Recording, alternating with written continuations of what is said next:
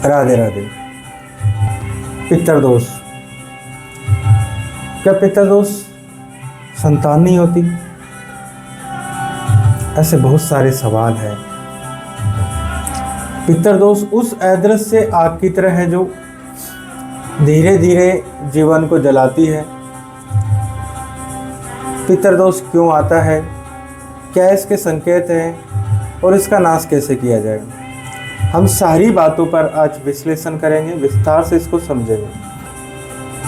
उससे पहले मेरी आपसे अपील है, किसी भी जानकारी का सही से विश्लेषण बिना अपने कुंडली के या अपनी किसी भी चीज़ का बिना पूरी जानकारी के आप प्रयोग ना करें। यही चीज़ें आपकी अधूरा ज्ञान आपके जीवन को, आपकी चीज़ों को प्रभावित कर सकता है। हर चीज़ का पूरा विश्लेषण और पूरी जानकारी के साथ ही उपयोग करना चाहिए। किसी भी कोई भी जानकारी कहीं से भी ली हुई हो, उसकी जब तक पूर्ण संतुष्टि ना हो उस क्रिया को ना करें। पितृदोष के बारे में हम बात करेंगे।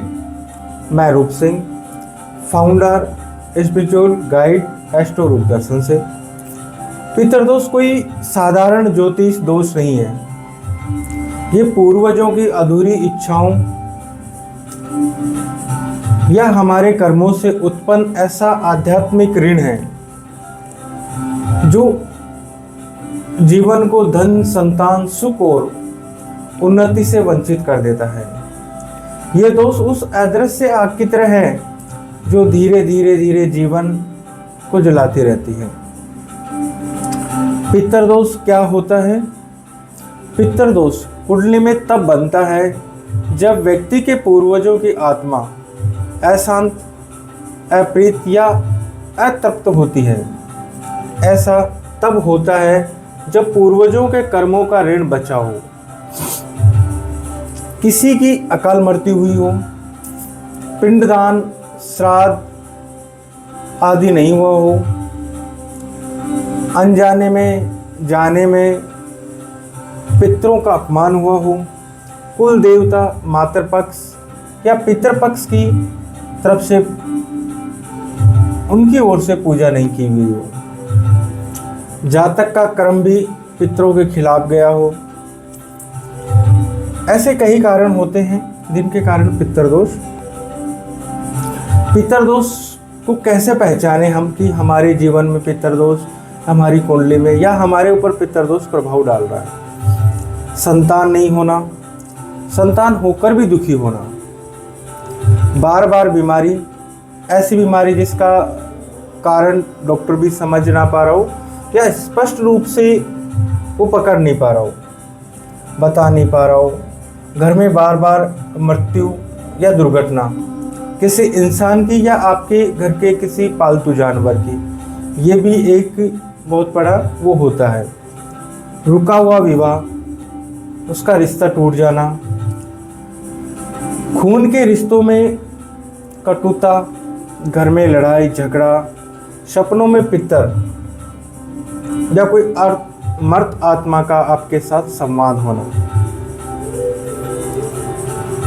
तरक्की में कोई बाधा आ रही हो, बार बार पैसा बहुत ज़्यादा घर से जा रहा हो। कुंडली में पितृदोष के योग कैसे बनते हैं?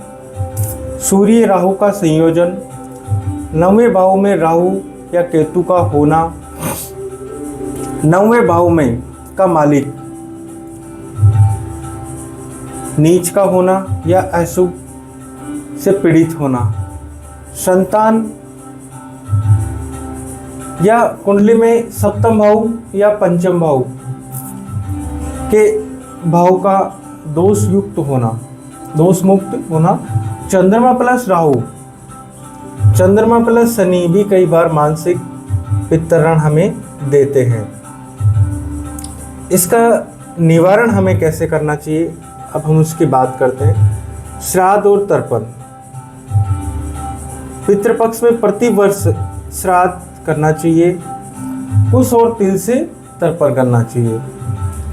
कुंडली के अनुसार विश्लेषण के बाद में, सारी चीज़ों को देखने के बाद में पितर दोष की पितर निवारण पूजा करवाएं आप, या प्रतिदिन ओम नमो भगवते वासुदेवाय सर्व पितृ विमोचनाय नमः का आप 108 बार जप करें। शनिवार को आप पीपल के पेड़ के नीचे सरसों का दीपक जलाएं। गया जी या बद्रीनाथ, उज्जैन पिंडदान करवाना चाहिए, उनकी आत्मा को संतुष्ट करना चाहिए।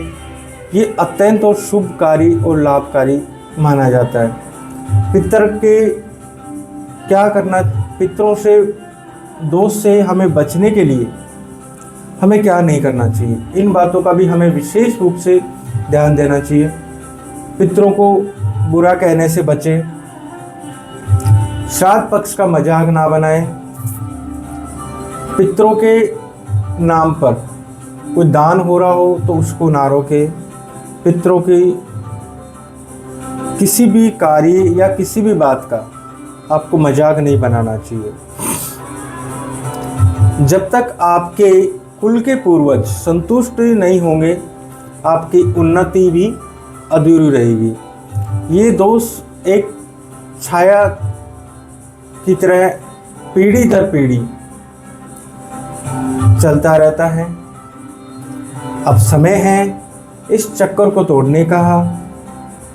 तो आप हमसे किसी भी चीज़ के लिए संपर्क कर सकते हैं। कुंडली विश्लेषण के लिए, किसी भी दोष पूजा निवारण के लिए आप हमसे संपर्क कर सकते हैं। रूप Singh, founder, spiritual guide, astro रूप दर्शन। राधे राधे।